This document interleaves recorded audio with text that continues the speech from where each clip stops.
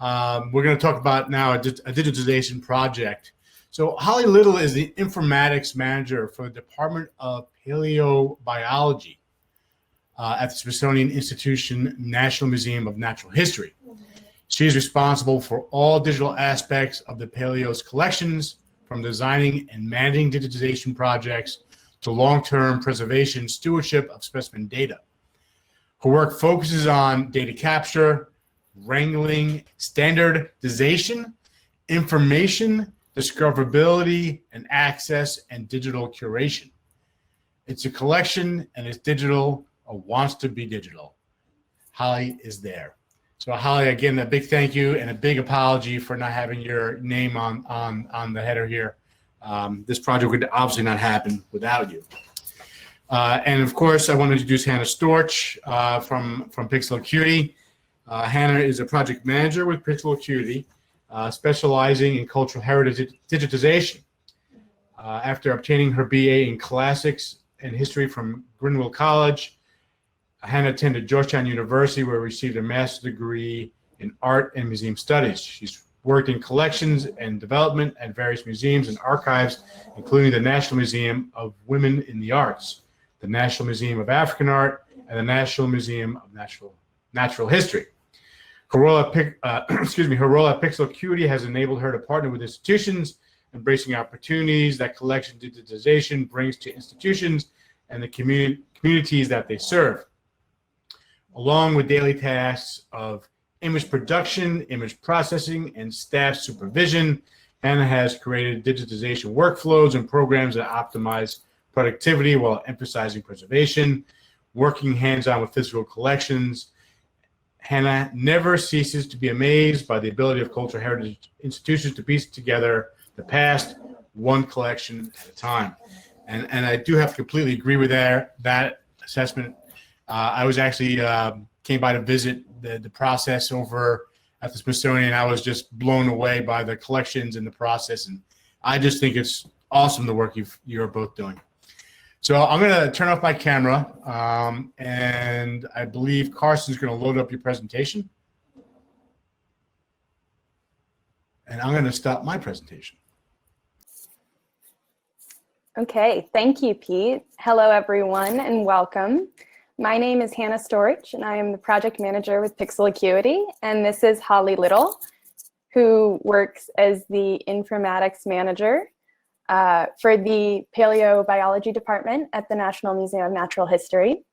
Today, we will be presenting on our EPICC, or Eastern Pacific Invertebrate Communities of the Cenozoic project, a partnership with the National Museum of Natural History's Paleobiology department. This particular project serves as a case study for how mass digitization practices can be applied to natural history collections. This presentation is also going to cover a lot of information. So if you have any questions, we encourage you to ask them throughout the presentation, and we will address them at the end or in the breakout session. So the first question that we have to ask ourselves is, why digitization?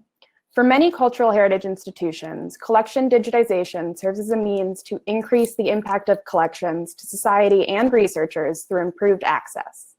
Mass digitization initiatives enable institutions to digitize collections quickly and thoroughly on a large scale. Natural history collections constitute an enormous base for scientific research and provide an invaluable source of information about biodiversity, which Holly will touch on a little bit more in depth later in our presentation.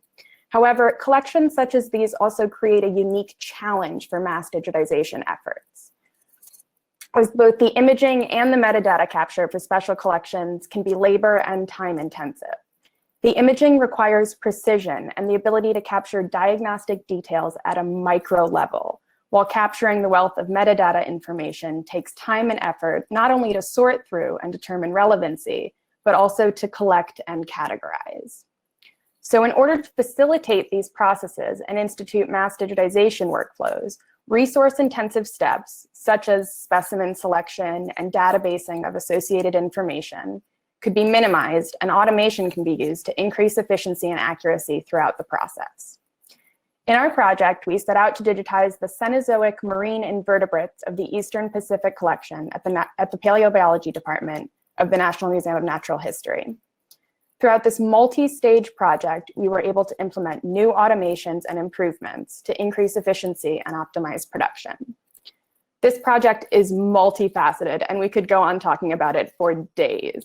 But in this particular presentation, we will discuss the digitization needs of the National Museum of Natural History, the specifications of the EPICC project, and then go into a little more depth about our project workflows and how we were able to utilize new techniques and automations to implement and customize these mass digitization workflows. Thanks, Hannah, for that good introduction. So as we consider the application of mass digitization for natural history collections, let's dig into some of the background and details that leads up to that. The Department of Paleobiology at the Smithsonian National Museum of Natural History, or NMNH for short, cares for one of the largest fossil collections in the world, with over 40 million fossil specimens of all ages, sizes, preservations, traces, and kinds of life. These specimens and their associated data are an incomparable resource for scientific pursuits on a global scale. As stewards of this collection, we of course want to ensure the highest standards of accessibility and accountability possible. A major way to accomplish this is through digitization. We estimate that it will take about 14 million digital records to fully capture this collection at a suitable resolution for digital discoverability and use. A digital record here includes capture of associated data, like the taxonomic identification or the locality, meaning the details about the place that a specimen was found. In most cases, a high quality image would be a bonus, and most digitization would happen very manually, one specimen at a time. Finding new solutions like driving digitization through mass imaging, as we will discuss today, is vital. So what does 14 million digital records actually mean, and how do we get there? The idea of what a record is and how it should be created and maintained has changed a lot in recent years because of the push to mobilize that data and ensure that it is interoperable with all other natural history collections. In order to truly begin to reach that 14 million record goal, we have to adjust our thinking about what methods are available to us, where we can collaborate and share expertise, and be a bit more innovative in leveraging additional resources to enhance our data. And really, this diagram should be circular because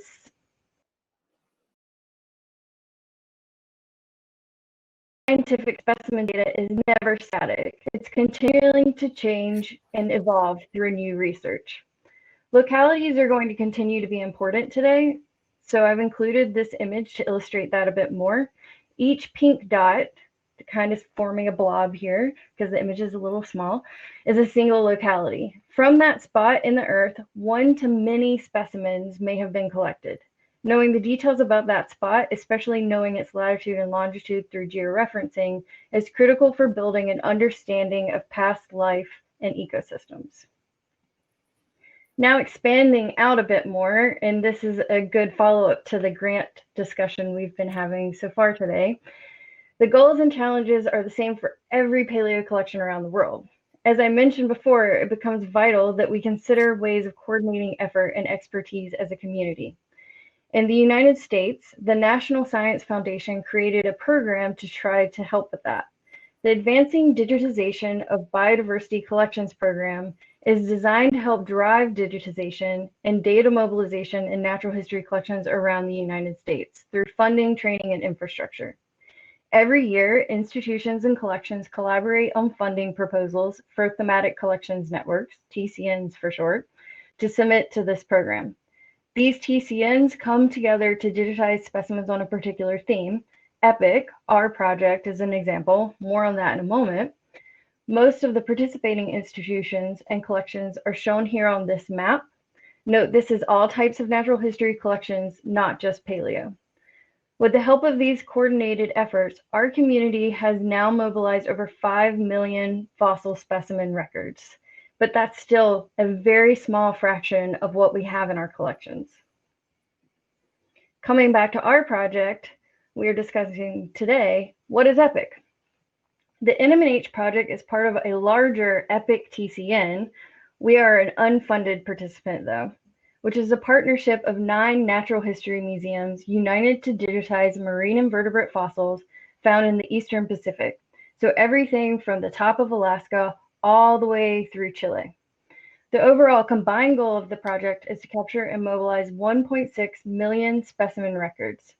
The data captured through this project are crucial to understanding the function and composition of past marine ecosystems.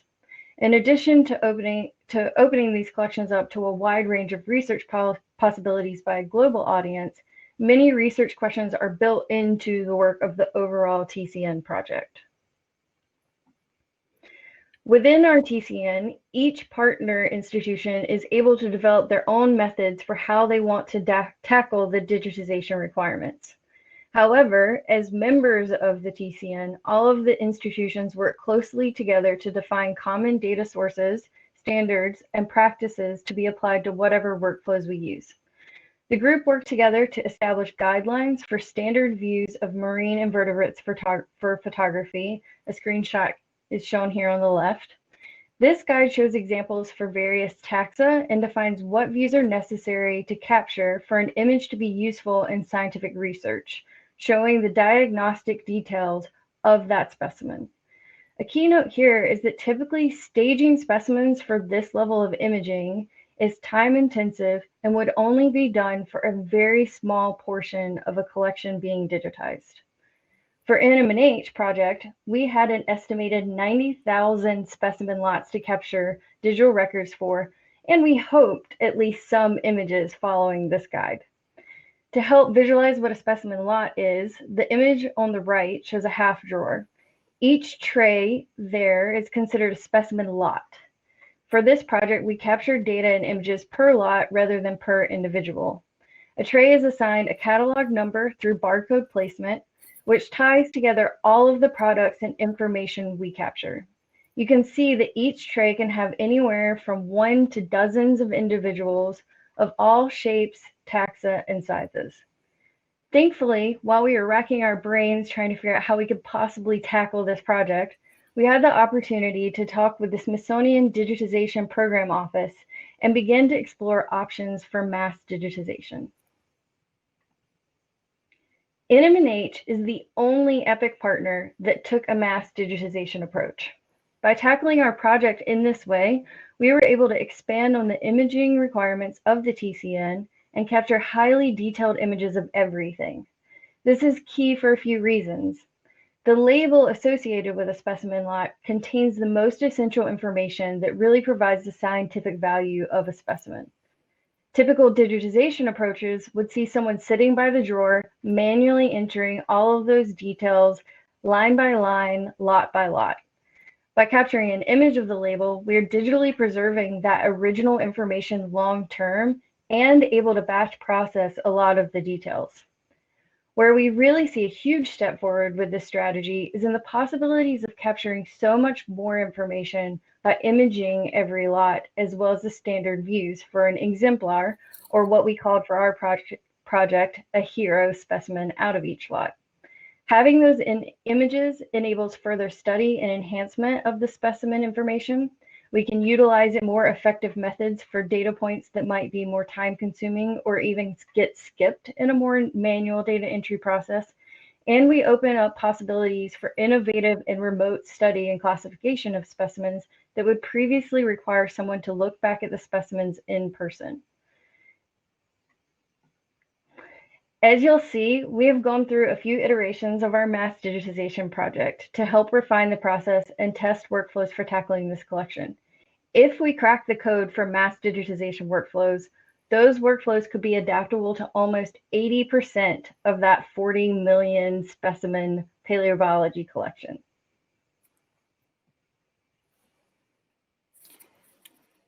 So as Holly has suggested, this project was a partnership involving Pixel Acuity, who provided imaging technicians, equipment, and workflow expertise, the National Museum of Natural History, whose collection we were digitizing and who provided invaluable collections management support, and the Smithsonian Digital Program Office, who support digitization projects such as these throughout the Smithsonian Institution.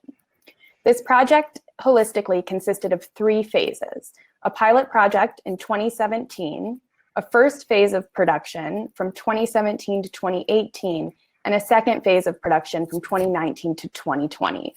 While this does show that we've done these projects over a span of years, I would also like to emphasize that it was for a short amount of time within each year. The pilot project was a week long. The first phase of production was 5 months, and the second phase of production, which was unfortunately interrupted by COVID, lasted only 3 months long. So everything that we're discussing in this presentation occurred over a total of 8 to 9 months, less than 1 calendar year. Since Pixel Acuity acted as the sole contractor, providing staff and equipment over 3 years and throughout all 3 phases, we were able to learn a lot about optimizing efficiencies and workflows for this and other natural history collections. In the pilot phase, we had 2 photographers assisted by NMNH staff, object handlers, but by the end of the second phase, we had 4 fully operational photography stations with 4 specimen handlers and NMNH staff assisting with specimen preparation, pre and post imaging production. By increasing preparation of these specimens prior to production, we were able to focus our time and labor on image production, enhancing those particular workflows through automation tools and other time-saving measures in order to help them meet their digitization needs. So we have 3 basic parts of the imaging production workflow. Once the specimens were brought into the production area, there was the object handling stage, specimen photography, and quality control and processing. In order to show how we were able to improve these steps throughout the duration of the project, I will go into a little more detail about each step and then discuss our findings and how we were able to emphasize efficiency while maintaining collection preservation. The object handling phase of the project was conducted by Pixel Acuity object handlers. The collection itself was organized by trays, as Holly mentioned, which were contained within subdrawers and drawers which were contained within cabinets. You can see this image of the top right of one entire drawer. As you can see, there's a variety of specimen lots and trays that need to be imaged, and each tray can contain anything from 1 specimen to hundreds. Once a cabinet was brought into the production space, Pixel Acuity object handlers photographed each drawer in order to reference tray placement and make sure everything went back to its original location. This was a huge time saver when it came to returning trays back to their original spot. The specimens were then arranged according to predetermined diagnostic standards and brought to the correct imaging station. By the first and second phase of production, we had 4 imaging stations. Each were distinguished by specimen size. So we had small stations, medium stations, and large specimen stations. This allowed us to tailor equipment and workflows for different sizes. And the equipment was designed to capture scientific detail with high precision. In this particular part of the workflow, we were looking to find that tricky balance between specimen safety and speed of production, a common problem faced with most mass digitization efforts. We wanted our object handlers to care for the collection, but not to the detriment of the assembly line style workflows that are often best for this type of digitization. Within the specimen photography section of production, we really wanted to find a way to meet the client's needs for diagnostic images and data collection without compromising on the speed of production. When the specimens were placed at the photography station, the photographer had to orient the tray and image the specimens, making sure that the barcode with the USNM specimen number was in focus and oriented correctly. If there was a hero specimen or specimen requiring diagnostic images, this was pre-selected and demarcated with a piece of tissue paper. The photographer would then take it out of the tray and image the required diagnostics. Frequently, this was a labor-intensive process because you had to place and orient the specimen correctly, making sure that you were getting the correct angle on all diagnostics, spiral shots, openings, etc. When labels or transcription records accompanied specimens, they too were imaged and given the same USNM specimen number so that the data would be connected to the specimen record. There was also template metadata embedded into each image, which contained boilerplate information regarding the institution, reproduction rights, and predetermined keywords associated with the collection.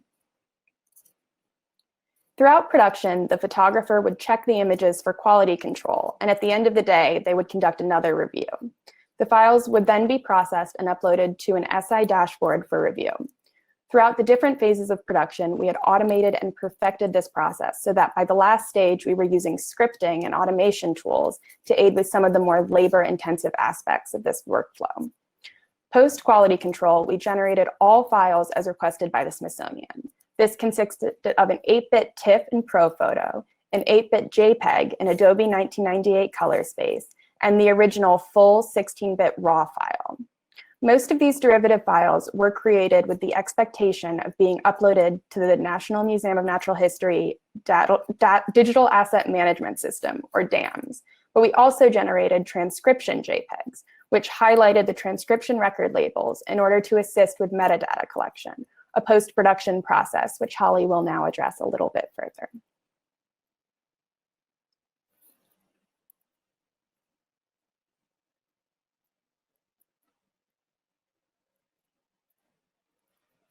You need to unmute your mic. Thank you. It had to happen at some point. Sorry. So a major aspect of the work by the NMNH team was preparing for and processing the label information, much of which was generated by pixel Acuity through a transcription workflow. We haven't touched much on the details for the pre and post imaging workflow, but this particular piece, transcription, had a huge impact on how we improved all steps of this project across the phases, and the challenge mentioned earlier about when and how to record critical specimen data. You can see here that there's quite a bit of variety between the labels, inconsistent information, and often duplicated information. Additionally, working with this variable and often very discipline-specific information requires a lot of practice and knowledge for interpreting what is written. As we worked through the 3 phases of the NMNH EPICC project, changes in the imaging workflow went hand in hand with transcription. In the first phases of the project, we did not have any data collection during initial steps, and the Pixel Acuity imaging team was tasked with some data capture during production. This required extra steps of information interpretation by specimen handlers and manual metadata entry by photographers. Then, during transcription, the Pixel Acuity transcription team basically transcribed every bit of information from the labels. You can see in the teal highlights how much of that is duplicated and often written in a variety of ways. This primarily is locality information, which is also part of what the imaging team was entering. By the most recent phase, we were able to integrate data collection at more steps along the way using master ledgers for locality information, which removed the need for as much transcription after imaging, decreased duplicate information, and improved data quality. At this point, in the final phase that we were just doing this past year, we did not need additional metadata entry during imaging and only required transcription of the portions highlighted in pink by the Pixel Acuity transcription team, the taxonomic names, which are very specimen specific and can really only be accessed through the labels. No matter what, though, having the images of the labels to preserve and enable easy access to the original information is really a game changer for the work that we're doing. So during this multi-stage just to let you both know, you have about 4 minutes left to wrap up your presentation. Thanks, Peter. So during this multi-stage process, we discovered a lot about how to improve workflows based on extensive research, but also experience. So from the first phase to the second, we minimized labor in the production phase by having NMNH specimen handlers pre-select hero specimens and pre-barcode them. In the first phase, as Holly mentioned, the photographers had to input much of the metadata required for the collection during production. But by the second phase, we had eliminated that step. The equipment that we used for this project also advanced throughout time. And by the second phase, we were able to use features such as autofocus and live view within Capture One CH and the Phase 1 IXG camera to capture details like never before. While both production phases used barcodes to accurately and consistently identify and track the specimens, during the first phase of production, we used barcode scanners. But by the second phase, we were able to create automation tools that automatically read the value of the barcode from the image and then named and labeled the digital file and its derivatives accordingly. This seemingly simple step improved accuracy, productivity, and specimen safety.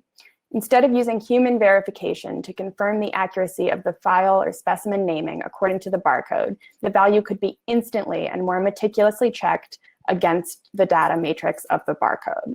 Productivity was increased by the fact that the imaging technician no longer had to scan and confirm the barcode number, but could instead image specimens continuously, and they were able to focus their attention on time and material safety throughout transfer and imaging. In order to allow the imaging technician to continuously photograph new specimens without worrying about file naming for diagnostic images, the scripted automation tools designed for the second phase of production were also able to identify diagnostic images and label images and connect them back to the original specimen image by reading ratings, which were attached to the initial raw file by the imaging tech. Applying this rating took less time and was a much more effective means of naming and packaging all images of the same specimen lot together. We also developed process scripting for the second phase of production, which enabled us to quickly and efficiently generate derivatives from the raw file that met SI-DAMS and EPICC specifications.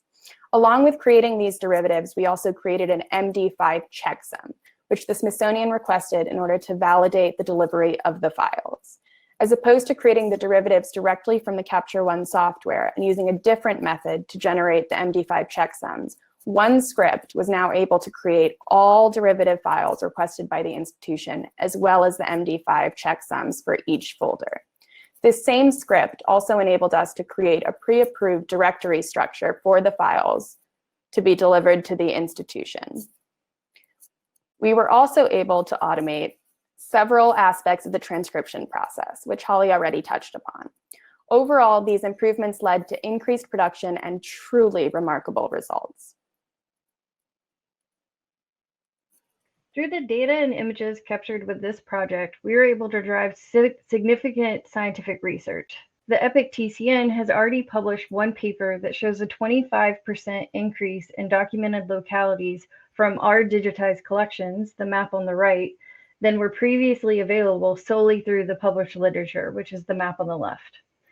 Increasing that impact even more, through the Smithsonian's recent open access initiative, all products of this project are being shared with a CC0 license to a global audience. Significant to the practices of natural history collections, though, with this approach, we captured 75,078 specimen lots, including long-term preservation and access to original specimen data. This capture includes over 500,000 specimens imaged. The original goal for EPICC, the entire TCN of all 9 institutions, was 82,000 specimens imaged. So we surpassed that goal just within our institution and project because of what we were able to do with mass digitization. So this project clearly served as an invaluable case study for us to implement new workflows and automation tools in order to improve efficiencies for these types of collections. Over the 3 stages of the project, we were able to relocate labor resources, focusing on production and image staging rather than specimen preparation or image processing. This increased speed, but also allowed us to focus on the safety of the specimens. The project also served as an example of how we could tailor these types of workflows to large collections containing a wide variety of specimens with a wide variety of requirements. Even with these diagnostic images and metadata collection, we were able to improve efficiency over the span of the project and exceed expectations. From phase 1 to production phase 2, we were able to add several automated tools to increase efficiency from capture to file creation. These automations were instrumental in creating smooth and speedy workflows, which enabled us to image large numbers and varieties of specimens quickly and efficiently.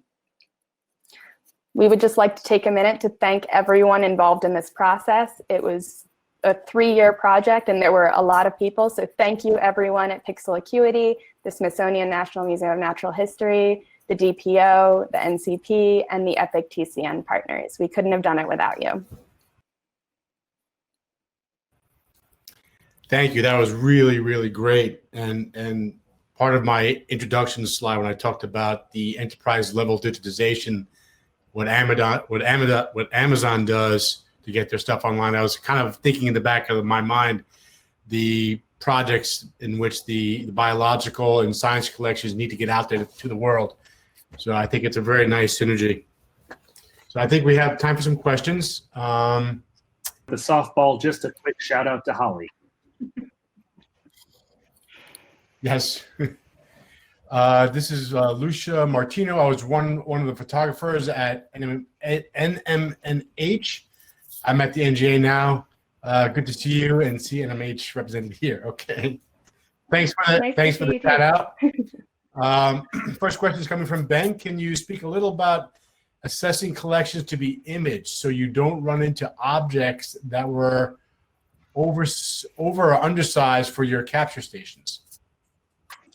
Hi, Ben. Great question. So this was something that we actually did experiment with over the different phases. In the first phase of production, we actually had 2 small stations for small objects and 2 large station photography stations. We determined this based on tray height. So there was a certain height that could be used within the depth of field for each set of cameras without adjusting the focus too much. By the second phase, we had 1 small station, which was outfitted with a digital reproduction camera or an RCam to image more of the microscopic smaller specimens. And then we had 3 stations for medium and large objects, which were outfitted with the phase 1 IXG, which has the autofocus tool and is able to change focus a little more easily than the RCam to address differences in size. I'll just add to that briefly. Part of getting around that too, we had multiple cases of specimens in the imaging room at any time. So the specimen handlers were able to sort through those drawers and try to keep all of the stations moving. It was something that we had to keep aware of, and then also let Holly or the NMNH staff know if we were running low on certain sizes of specimens, and they would then adjust accordingly so that we could keep everyone going continuously. Literally takes a village. It's great.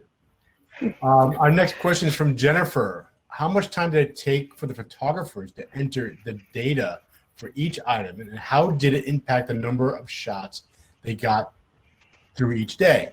We have found that the more the photographers deal with metadata, the less they actually image. Hi, Jennifer. Yes, we found exactly the same thing. So in that first initial phase, we were tracking locality information during the photography process. So we were having our object handlers notify the photographers every time there was a locality change. This was incredibly time consuming and involved a lot of attention to detail. But by the second phase, most of this locality information was tracked in post-processing rather than the imaging phase. And the metadata that was instead transcribed actually was just boilerplate information that could be copied from image to image. Regarding software that I'll be combining on the screen for you, one after another. Okay, so Doug, why don't you answer the question because you're combining them.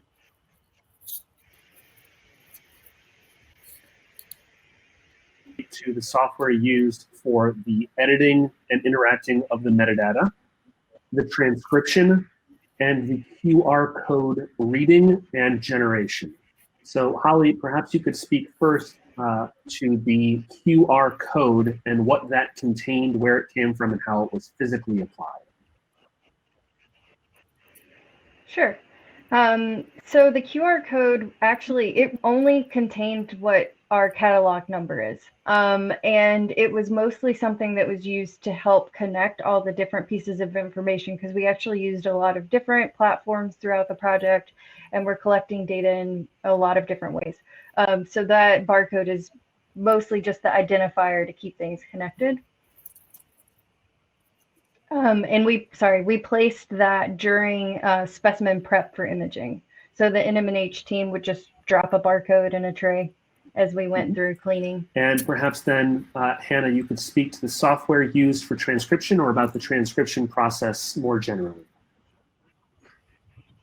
Sure. So as far as the boilerplate metadata went for what we would actually embed in each image, we were using Capture One and the IPTC metadata fields available to us through that. And then for the full transcription process, we didn't use any very fancy platforms. I think it was mostly done into Excel, actually. And then we had a kind of a project management system on the back end just for communicating back and forth and tracking the batches. Okay, so I have another question here from Stephen.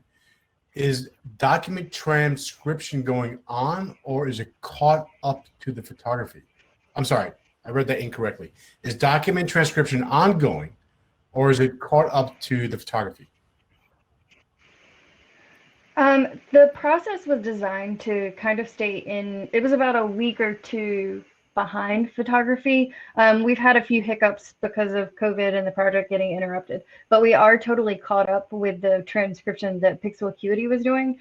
However, the data processing and standardization and using all the different sources we have, that's a very long tail on the end of this project. But the main pieces that we need to start getting this data out there are done. Nice. The questions we had regarding the software, we did have a presentation on the Pixel Acuity software called Pixel Flow that was used throughout the process of this project. That is going to be put on the screen as a featured action for a free webinar that we had that discussed that software in more detail. Yeah, I was going to mention that as well, Doug, because I have a question and a shout out here. It's kind of a broad stroke question for Holly. For an institution like the Smithsonian, where you have a lot of specimens and so forth, how much of that collection would you consider dark data in terms of its cataloging? So obviously there's lots of ledgers and tagging and so on and so forth, but in terms of a searchable online assets, how much of it is dark and how much of it has been transcribed in some form? It's definitely the majority. I don't know if I can give you a good percentage. My department is quite behind. As you saw, we have like 700,000 records of our 14 million estimate that we need. And I think that percentage is probably not that far off for most other collections. It's a big challenge. So would you say as a whole for scientific organizations, they have a similar challenge, whether it's field or the Museum of Natural History or whomever, they have similar type collections and most of it's, locked away in the closet somewhere? For sure. And a lot of the work that has been done up to now is awesome, but it's pretty straightforward, like getting the information from the label or pulling from a publication. One of the big hurdles that we have moving forward is creating what people in my community like to call the biodiversity knowledge graph. So it's being able to fully utilize all those various sources that you just identified instead of just basing it on one source for the record. So you want to pull in all of your archival documents, the history behind the people that were working on the collection, and things like that. So there's a lot. Yeah, I find that very fascinating. And I assume you have other issues that different science collections aren't cataloged in the same manner, is what I'd imagine. Yeah, for sure. And the priorities for what you need for research for different disciplines changes. So what we need in paleo might be very different from botany. That's a good example because we have all of our very 3D and multi-size objects, whereas botany uses a conveyor belt because it's flat sheets mostly. So fascinating stuff. And I mentioned earlier about when I was doing intro for this conference that we've been doing a bit of work on the machine learning, artificial intelligence to sort of help speed up this process quite a bit and so forth. So hopefully you can join Doug's presentation for that. So I want to give Doug a little bit of a plug there. Yeah, I'm excited. And since you mentioned it, I'm just going to plug this. One of the things we're really excited about because of doing this mass digitization approach is that we now have all these images, so we can start to experiment with what artificial intelligence and machine learning can do. Yeah, I'm excited about it, as well. Instead of just using it for facial recognition of people for Facebook or surveillance, it's nice to kind of point it at stuff that I think is personally more important, which is our collective data.